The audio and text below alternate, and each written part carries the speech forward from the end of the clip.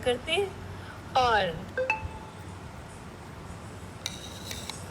अब मैं उस शख्सियत को आमंत्रण देने जा रही हूँ जिन्होंने निषाद समुदाय को राजनीतिक मंच पर एक मजबूत पहचान दी है और आज उत्तर प्रदेश की मछली पालन मंत्री के रूप में आप सेवाएं दे रहे हैं, जिसकी प्रतिबद्धता हाथों में शक्ति का एहसास कराती है। ऐसे डॉक्टर संजय निषाद जी हमारे बीच, honourable minister of fisheries, government of Uttar Pradesh. मेरा आपसे अनुरोध है, आए और अपना भाव हमारे मध्य रखेंगे। तालियों के साथ पुनः आपको निमंत्रण।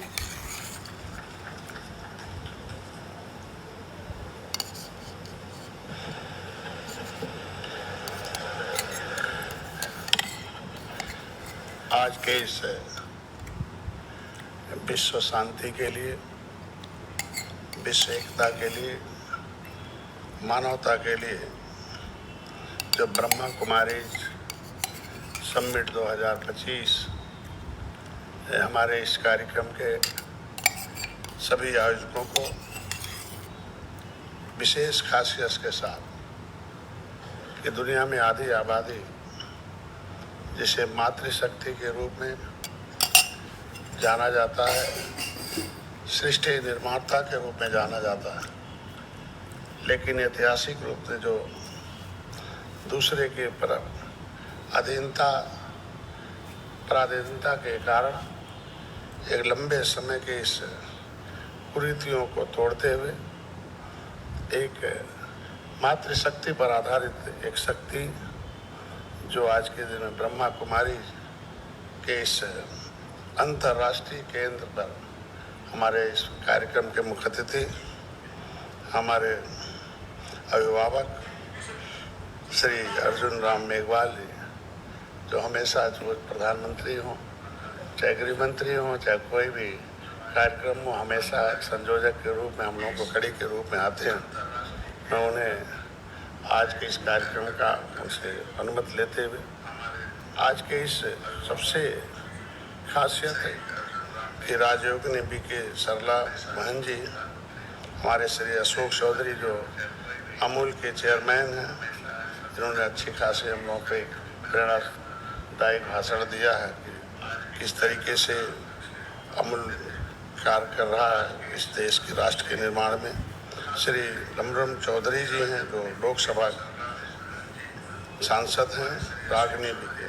जयंती दीदी, सिस्टर सोजना पोस्टान जी जो नेशनल कोऑर्डिनेटर हैं, डेनमार्क से आई हैं, और मैं श्री अर्जुन राम, ये जो श्री अमिताभ शाह जी हैं, श्री ओम गौड़ जी हैं, हमारे राजयोगिनी पुष्पा दीदी जी हैं, डायरेक्टर जो ब्रह्म कुमारी की यहाँ की दिल्ली की हैं, श्री अंतर सिंह आर्या जी हमारे मध्य प्रदेश से जो national commission of schedule tribes उनके हैं, श्री रक्षा भंडारी जी हैं जो डिस्ट्रिक्ट प्रेसिडेंट हैं राजस्थान सिरोही डिस्ट्रिक्ट की, और मालवा लोक कला केंद्र के उज्जैन के और बी.के. पद्मनी भाई, और उपस्थित भाई बहनों और सज्जनों और ढेर सारे जनप्रतिनिधि, हर क्षेत्र में सामाजिक संगठनों में काम करने वाले, हमारे ढेर सारे व्यवसायी, हर तरह से हर क्षेत्र में काम करने वाले लोग, पूरे देश विदेश से आए सभी मेहमानों का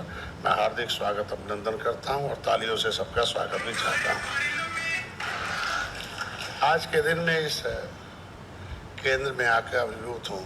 बहुत दिन से प्रयास था, लेकिन हम पारुल जी का धन्यवाद दूंगा कि उन्होंने सफलता प्राप्त की हम लोगों के जीवन में, और हमारे ढेर साथी प्रेस क्लब के अध्यक्ष और उपाध्यक्ष और हमारे साथी लोग आए हुए हैं, पूर्वांचल के तमाम विधायक भी आए हुए हैं। मैं सभी लोगों का कहता हूँ कि पूर्वांचल के बहुत ढेर सारे उत्तर प्रदेश के लोग प्रतिनिधियाँ आई हुई हैं।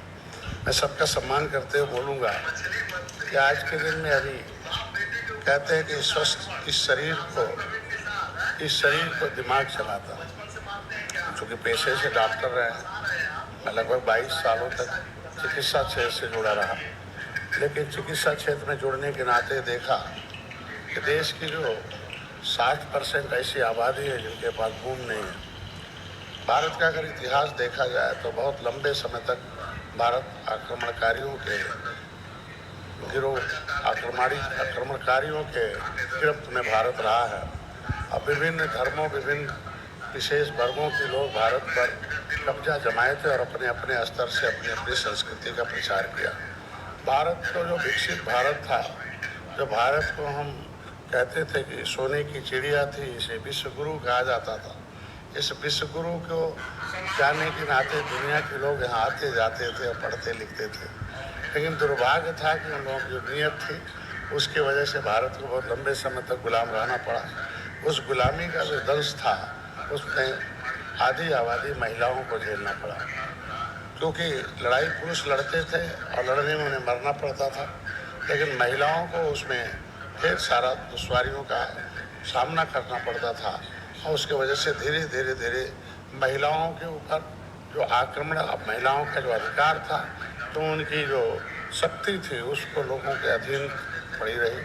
लेकिन मैं आज के दिन में इस संस्थान को धन्यवाद दूंगा कि पहली एक ऐसी संस्थान है कि जो विश्व स्तर पर आधी आबादी महिलाओं को एक सूत्र में पिरोने में काम कर रही है। मैं विशेष रूप से इस ब्रह्मा कुमारी जो मिशन है इसको इसलिए धन्यवाद दूंगा कि शरीर को दिमाग चलाता है और दिमाग को माहौल चलाता है।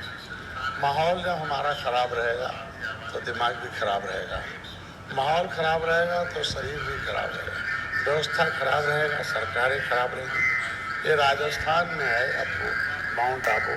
राजस्थान का मतलब राजाओं का स्थान रहा।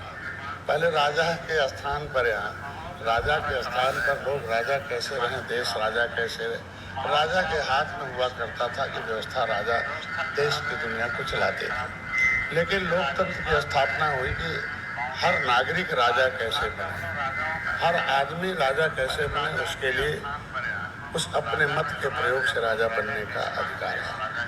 लेकिन विज्ञान कहता है कि स्वस्थ शरीर में स्वस्थ मस्तिष्क का विकास होता है और स्वस्थ मस्तिष्क में स्वस्थ विचार आते हैं और स्वस्थ विचार से स्वस्थ संस्कार आते हैं और जो विचार स्वस्थ होंगे तो सरकार भी स्वस्थ और ठीक होगी।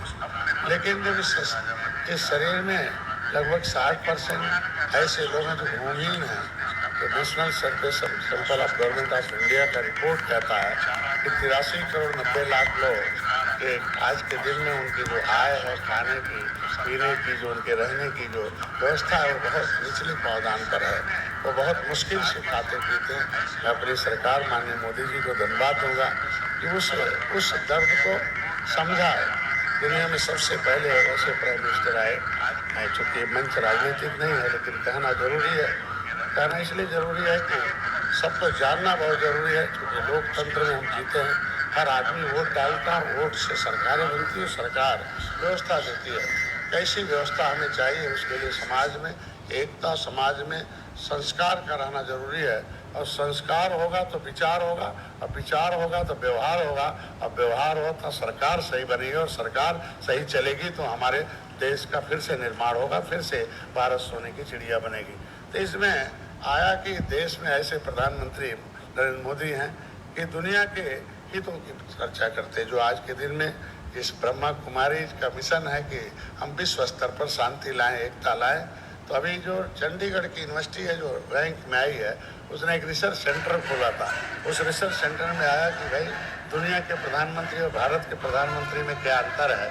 तो उसमें आया कि दुनिया के प्रधानमंत्री अपने अपने देश के हितों के बारे में सोचते हैं, अपने अपने देश के स्वास्थ्य के बारे में सोचते हैं, अपने अपने देश के विकास के बारे में सोचते हैं। लेकिन भारत के प्रधानमंत्री हैं जो दुनिया के स्वास्थ्य और दुनिया के विकास के बारे में सोचते हैं। और वैश्विक स्तर पर उन्होंने विश्व स्वास्थ्य की जो है मान्यता दिलाई, विश्व स्वास्थ्य संगठन की मान्यता दिलाई, विश्व पर्यावरण की मान्यता दिलाई, विश्व मिलेट दिवस की मान्यता दिलाई, विश्व योगा दिवस की मान्यता दिलाई।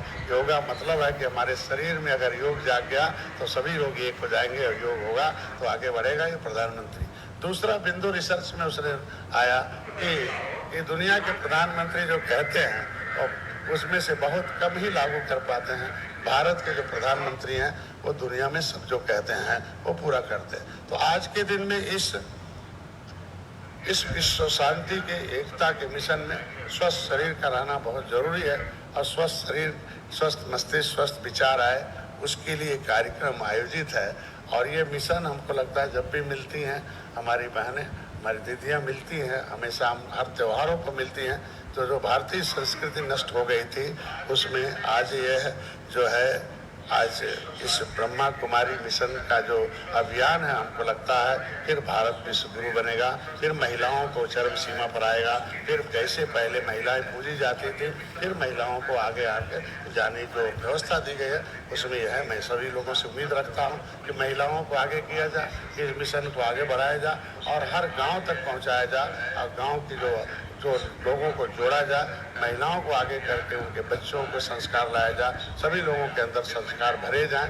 और इस मिशन की बहुत आवश्यकता है इस युग में, क्योंकि जहां अशांति फैलाई जाती हो वहां शांति लाने के लिए ब्रह्मा कुमारी सबसे आगे है, इसलिए आगे बढ़ाने का काम किया जाए। धन्यवाद। बहुत बहुत शुक्रिया माननीय मंत्री का। पुनः एक बार तालियों के साथ हम आपका शुक्रिया अदा करते हैं और